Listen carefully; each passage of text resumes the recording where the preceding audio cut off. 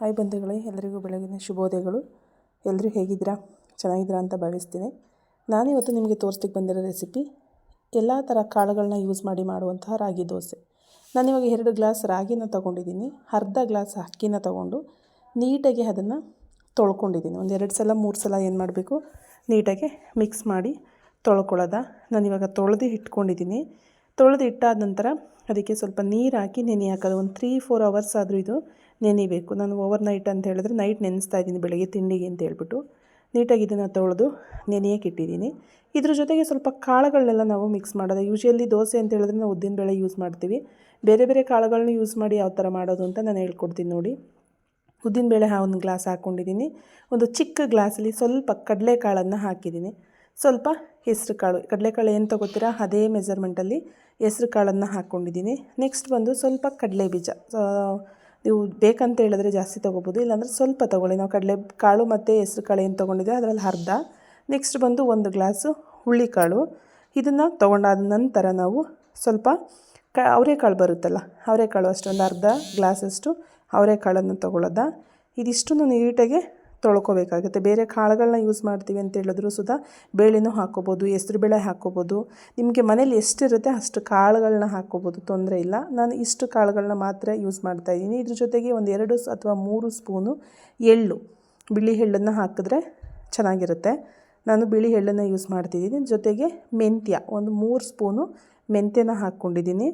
ಮೆಂತ್ಯ ಆದ ನಂತರ ನಾವು ಇದನ್ನು ಏನು ಮಾಡ್ಕೊಳ್ಳೋದ, ನೀಟಾಗಿ ತೊಳ್ಕೊಬೇಕಾಗತ್ತೆ. ನಾನು 3 ಸ್ಪೂನು ಅಥವಾ 4 ಸ್ಪೂನು ಮೆಂತ್ಯ ಹಾಕ್ಕೋತಾ ಇದ್ದೀನಿ.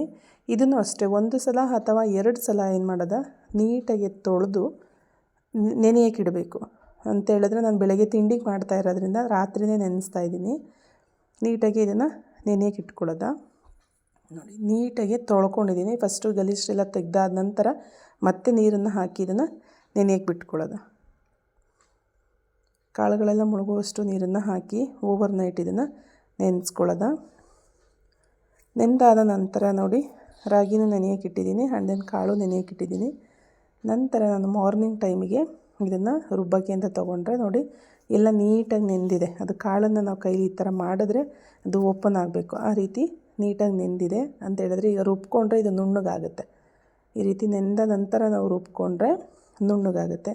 ಮನೆಯಲ್ಲಿರುವಂಥ ಶುಗರ್ ಪೇಷೆಂಟ್ಗಳು, BP ಪೇಷೆಂಟ್ಗಳಾಗಿರ್ಬೋದು, ಮನೇಲಿ ಮಕ್ಳುಗಳು ಕಾಳುಗಳನ್ನ ತಿನ್ನಲ್ಲ, ಆ ಟೈಮಲ್ಲಿ ಈ ಥರ ಮಾಡಿಕೊಟ್ರೆ ಅವರು ತುಂಬ ಇಷ್ಟಪಟ್ಟು ತಿಂತಾರೆ. ನಾನಿವಾಗ ಏನು ನೆಂದಿದೆ ಅಷ್ಟನ್ನು ನಾನು ಜಾರ್ಗೆ ಹಾಕ್ಕೊಂಡು ರುಬ್ಕೋತಾ ಇದ್ದೀನಿ. ಎಲ್ಲ ಯೂಶಲಿ ನಾವು ದೋಸೆಗಳನ್ನ ಮಾಡೋದು ಅಕ್ಕಿ ಮತ್ತು ಉದ್ದಿನಬೇಳೆ, ಕಡಲೆಬೇಳೆ ಇವುಗಳನ್ನ ಯೂಸ್ ಮಾಡ್ಕೊಂಡು ಮಾಡ್ತೀವಿ. ಈ ರೀತಿ ಹೊಸ್ದಾಗಿ ಏನಾದರೂ ಟ್ರೈ ಮಾಡಿದ್ರೆ ತುಂಬ ಹೆಲ್ತಿ ಆದಂಥ ರೆಸಿಪಿ. ಯಾವುದೇ ರೀತಿ ಖರ್ಚಾಗುವಂಥದ್ದಿಲ್ಲ. ಮನೇಲಿ ಯೂಶಲಿ ನಾವು ಸಾರಿಗೆ ಯೂಸ್ ಮಾಡುವಂತಹ ಕಾಳುಗಳನ್ನ ಹಾಕ್ಕೊಂಡು ಮಾಡ್ಬೋದು. ನಾನು ನೀಟಾಗಿ ಅದನ್ನು ರುಬ್ಕೊಂಡಿದ್ದೀನಿ.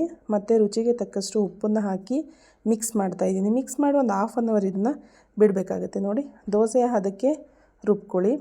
ಈ ರೀತಿ ರುಬ್ಕೊಂಡು ದೋಸೆ ಹದಕ್ಕೆ ಈಗ ರೆಡಿಯಾಗಿದೆ. ಇದು ಒಂದು 1/2 ಅವರ್ ಆದರೂ ಇದನ್ನು ನಾವು ನೆನೆಯಲಿಕ್ಕೆ ಬಿಡಬೇಕು. ಸ್ವಲ್ಪ ಸೋಡಾ ಬೇಕಂದರೆ ಹಾಕ್ಕೋಬೋದು, ಇಲ್ಲಾಂದರೆ ಬೇಡ. ಸ್ವಲ್ಪ ರುಚಿಗೆ ತಕ್ಕಷ್ಟು ಉಪ್ಪನ್ನು ಹಾಕಿ ಮಿಕ್ಸ್ ಮಾಡಿ ಒಂದು 1/2 ಅವರ್ ಇಟ್ಟಾದ ನಂತರ ನೋಡಿ, ಕಲ್ಲು ಕಾದಿದೆ. ದೋಸೆನ ಯಾವ ರೀತಿ ಬೇಕಾದರೂ ನೀವು ಈಗ ಇದನ್ನ ಬೆಳ್ಕೊಬೋದು. ತುಂಬ ತೆಳುಗಾದರೂ ಬೆಳ್ಕೊಬೋದು, ಇಲ್ಲ ಸೆಟ್ ದೋಸೆ ಥರನಾದರೂ ಮಾಡ್ಬೋದು. ನಮಗೆ ಗೊತ್ತಾಗೋದೇ ಇಲ್ಲ ಇದು ಕಾಳು ಮಿಕ್ಸ್ ಮಾಡಿರುವಂಥ ದೋಸೆ ಅಂತ ಗೊತ್ತಾಗೋದಿಲ್ಲ, ಅಷ್ಟು ಚೆನ್ನಾಗಿ ಬರುತ್ತೆ, ತುಂಬ ಟೇಸ್ಟಿಯಾಗಿರುತ್ತೆ. ಸ್ವಲ್ಪ ಇದನ್ನು ಜೀರಿಗೆನೂ ಸುಧಾ ಆ್ಯಡ್ ಮಾಡ್ಕೋಬೇಕಾಗತ್ತೆ. ನೋಡಿ, 2 ಸೈಡು ಇದನ್ನು ರೊಟ್ಟಿನ ನಾವೇನು ಮಾಡಬೇಕು, ಬೇಯಿಸ್ಕೋಬೇಕಾಗುತ್ತೆ. ರೊಟ್ಟಿ, ದೋಸೆ ಏನು ಬೇಕಾದರೂ ಕರಿಬೋದು, ತುಂಬ ಸ್ಮೂತಾಗಿ ಬರುತ್ತೆ. ಬಿಸಿ ಬಿಸಿ ತಿಂತಾಯಿದ್ರೆ ಇದ್ರ ಜೊತೆಗೆ ಹುಚ್ಚಳು ಚಟ್ನಿ ಮಾಡಿಕೊಂಡ್ರೆ ಇನ್ನೂ ತುಂಬ ಟೇಸ್ಟ್ ಇರುತ್ತೆ. ನಾನು ಇದಕ್ಕೆ ಮೂಲಂಗಿ ಸೊಪ್ಪಿಂದ ಮಾಡಿರುವಂಥ ಗೊಜ್ಜನ್ನು ಯೂಸ್ ಮಾಡ್ತಾಯಿದ್ದೀನಿ. ನೋಡಿ, ಎಲ್ಲ ಕಾಳುಗಳನ್ನ ಹಾಕಿ ಮಾಡಿರುವಂಥ ರಾಗಿ ದೋಸೆ ಸವಿಯಲು ರೆಡಿಯಾಗಿದೆ.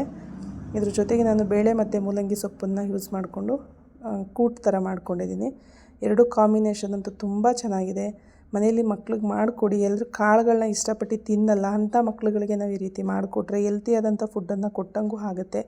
ಒಳ್ಳೆ ಹೋಟ್ಲು ರುಚಿನ ಸುಧಾ ಅವರಿಗೆ ಮನೆಯಲ್ಲಿ ಮಾಡಿಕೊಟ್ಟಂಗೆ ಆಗುತ್ತೆ. ನನ್ನ ವಿಡಿಯೋ ಇಷ್ಟ ಆದಲ್ಲಿ ದಯವಿಟ್ಟು ಸಬ್ಸ್ಕ್ರೈಬ್ ಆಗಿ, ಲೈಕ್ ಆಗಿ, ಶೇರ್ ಮಾಡಿ. ಮತ್ತು ನಿಮ್ಗೆ ಯಾವ ಥರ ನೀವು ಮಾಡಿದಾಗ ಟೇಸ್ಟ್ ಹೇಗೆ ಬಂತು ಅಂತ ಕಮೆಂಟ್ ಮುಖಾಂತರ ತಿಳಿಸಿ. Thank you so much.